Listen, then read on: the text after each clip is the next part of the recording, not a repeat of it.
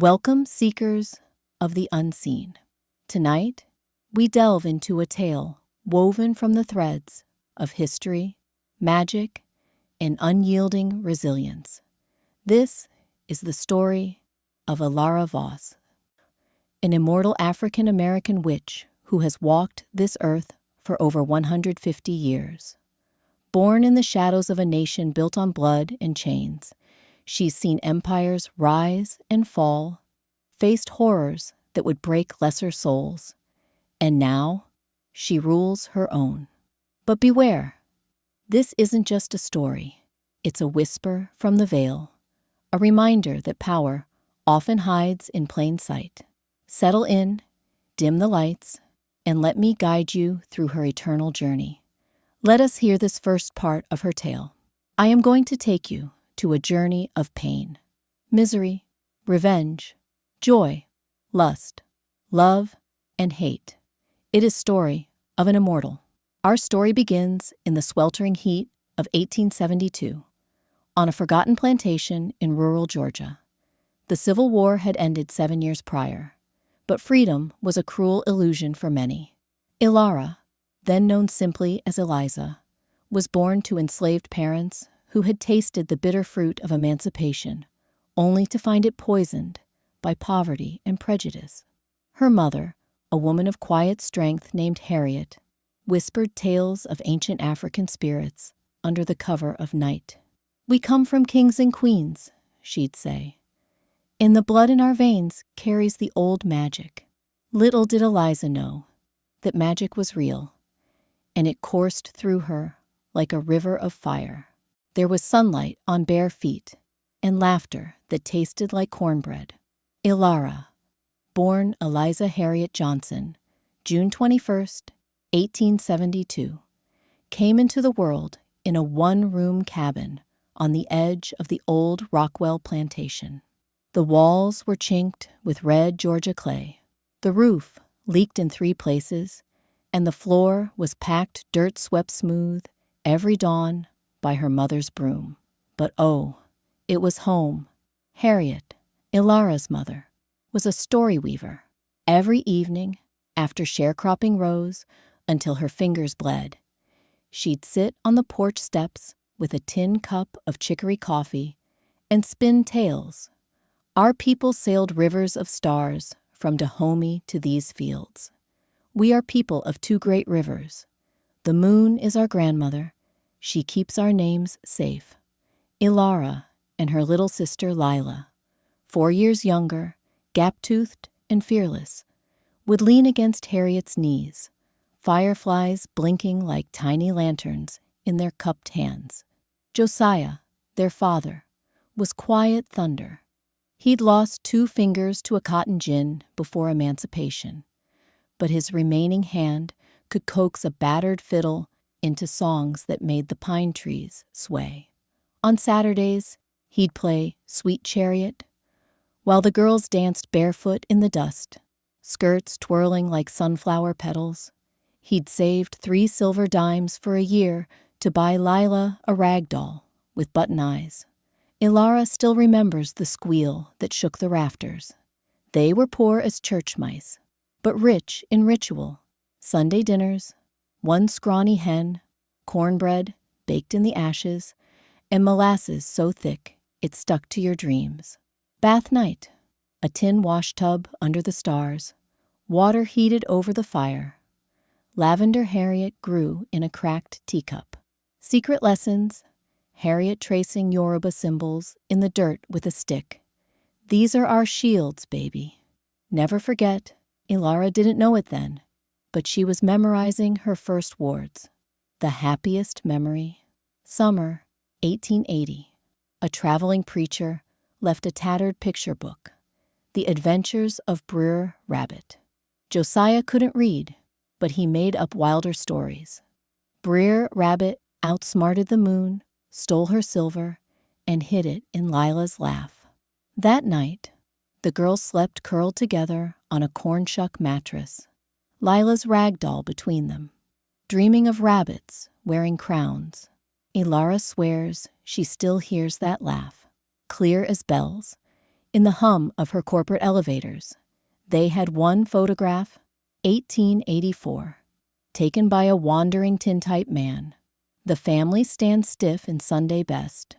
Harriet in a faded calico dress, hand on Elara's shoulder. Josiah, holding the fiddle like a rifle.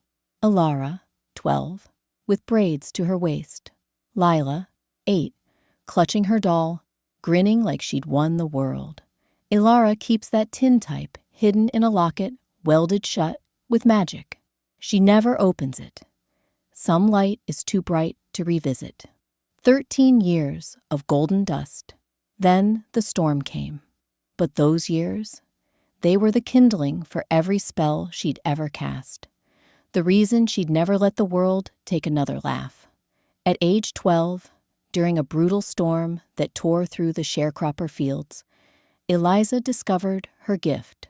Lightning struck a nearby tree, and in the chaos, she willed the flames to bend away from her family's shack. The fire obeyed, but magic in those days was a double-edged blade. Whispers spread among the white overseers. That girl's touched by the devil. By 1885, at 13, Eliza had fled north. That terrible night she will never forget. It is etched onto her eyelids whenever she closes them. Being immortal comes with a hefty price of eternal memory. Images of slashed backs and ripped bodies of her mother and sisters. Her father, hanging from a tree, saw everything before the bucket being kicked from under his feet. She couldn't save them from lynching by white super mists in a fit of superstitious rage. She lost everything that night, her family and her magic. She could feel it leaving her hands and hiding away in some bottomless dark parts of her body that she couldn't touch. But they all regret and beg for their lives when she would return. She promised her mother and father.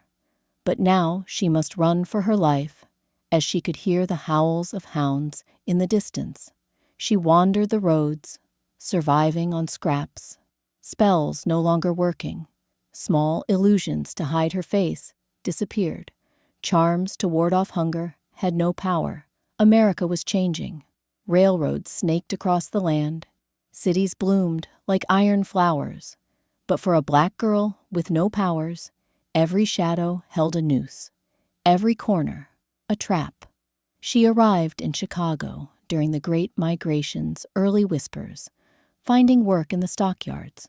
There, amid the blood and bellows of cattle, she tried to get her magic back, but every time she did, frayed bodies would come haunting her, leaving her powerless and weak. Some relief came through her knowledge of herbs and potion assiduously taught to her by her mother, treasure of knowledge passed down from generations, brought all the way from across the vast ocean. She learned to brew potions from herbs smuggled from the south, but the incantations she whispered didn't work. Danger still lurked. Witch hunters, remnants of old Puritan fears, roamed the underbelly, and racial terror was ever present. The city wasn't safe for a lone black girl witch or otherwise. One freezing night in 1891, after a 14-hour shift in the slaughterhouses, Elara cut through an alley near the Union stockyards. 3 white foremen, drunk on rye and entitlement, cornered her against a brick wall slick with animal blood. "Little witch thinks she's too good for us," one sneered, grabbing her wrist. Another pinned her shoulders. The third fumbled with his belt. Elara's heartbeat thundered like the killing floor machines. She whispered a single word in Yoruba, "Eje," blood. At that moment of utter fear, it all came back with vengeance, like a dragon who was slumbering, curled up deep down inside. It woke up and left no one. The rage was real. Everything came crashing down: her mother's scream of agony, her sister's excruciating cries, and her father's last agonizing gasp. Her family was killed because of her, but payback was coming. The puddles at the feet of her attackers rose like crimson serpents, coiling around their ankles, then their throats. The men gagged as iron-rich liquid flooded their lungs. She stepped over their twitching bodies, eyes glowing violet, and vanished into the snow. That night, she learned, her magic fed on terror and on blood spilled unjustly. She was vengeance. She started her journey of retribution. They will beg for the angel of death, but it will only come when she will say it is time. Her journey was swift, not like the one when she was fleeing. In hours, the man who had put a noose around his father's neck was screaming as life drained slowly from his body. She found all the perpetrators, and revenge was not hasty. It was slow and sweet. She took her time. Her perpetual memory of her loved ones being unalived made her do things she never thought she was capable of. She was justice, not the terrified child who once fled south. This was Elara forged in thunder. The spirits no longer whispered. They howled her name. One, the foreman, he who tied the knot. Elara found him at dawn, counting coins in a basement speakeasy. She didn't touch him. She spoke his full name 3 times, under her breath. His shadow unraveled from his feet, slithering up his body like black ivy. By the time he noticed, it had sewn his lips shut. He suffocated on his own greed. She left the coins stacked in a perfect noose on the table. 2 and 3, the brothers, the ones who laughed. She lured them to an abandoned cotton gin with one haunting trumpet note. They arrived with shotguns. She arrived with silence. The moment they crossed the threshold, time slowed. Their guns rusted to dust in their hands, their boots rooted to the floor. She walked between them, whispering, "Feel every second Josiah couldn't breathe." They aged 50 years in 5 minutes, hair white, skin sagging, eyes clouded, left as living statues, forever frozen, mid-laugh. 4. The editor, the one who profited from pain. Elara slipped into his darkroom at midnight.